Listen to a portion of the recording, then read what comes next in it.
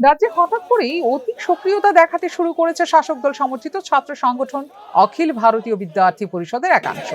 ছাত্র আন্দোলনের নামে কখনো কলেজ চত্বরে গিয়ে ভারপ্রাপ্ত উপাচার্যের কুশপুত্তলিকা আগুনে পোড়ানো হচ্ছে, কখনো আবার তালা মেরে দেওয়া হচ্ছে কলেজ অধ্যক্ষকে, কখনো অবরোধ করা হচ্ছে সাধারণের চলাচলের রাস্তা। সোমবার ফের ছাত্র স্বার্থের নামে বিতর্কিত স্লোগান তুলে কৈলাসহরে রামকৃষ্ণ মহাবিদ্যালয়ে হানা দিল এবিভিপির কতিপয় ছাত্র। কলেজ চত্বরে গিয়ে তারা অধ্যক্ষকে অফিসের মধ্যে তালা বন্ধ করে রেখে দেন। তারপরে শুরু হয় বিক্ষোভ প্রদর্শন। বিশ্ববিদ্যালয়ের ভারপ্রাপ্ত উপাচার্য ডক্টর শ্যামল দাসের কুশপুত্তলিকা আগুনে পুড়িয়ে বিক্ষোভ প্রদর্শন করা হয়। সেই সঙ্গে উপাচার্য ডক্টর শ্যামল দাসের নাম করে স্লোগান ওঠে, শ্যামল দাসের কালো গালে জোতা মারো তালে তালে।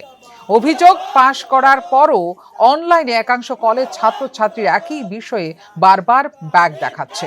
এই অভিযোগ নিয়েই এদিন কলেজে আন্দোলন সংগঠিত করে এবিভিপি ছাত্র সংগঠন।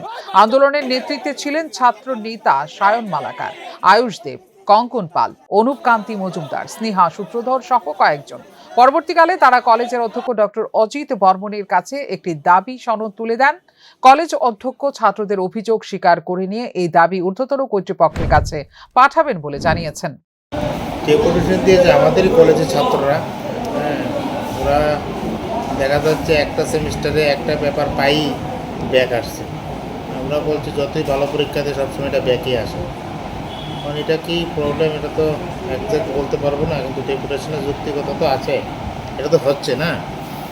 তো এটা তো পুরোপুরি ইউনিভার্সিটি বলতে পারবে এটা যে আসলে প্রবলেমটা কি, এটা কি সফটওয়্যার প্রবলেম না অন্য কিছু সমস্যা, এটা পুরাটা ব্যাপার ইউনিভার্সিটি ভালো বলতে পারবে। আমাকে ডেপুটেশন দিয়েছে, আমি এটাকে। অন্যদিকে কলেজ চত্বরে দাঁড়িয়ে ভারপ্রাপ্ত উপাচার্যকে নিয়ে এদিনের স্লোগান নিয়ে বিভিন্ন মহলে আপত্তি উঠেছে। ছাত্র আন্দোলনের নামে এই ধরনের স্লোগান ছাত্র সমাজের শিষ্টাচার এবং নৈতিকতার বিরোধী বলেই মনে করছেন বুদ্ধিজীবী মহল। ফিউরো রিপোর্ট, নিউজ নাও।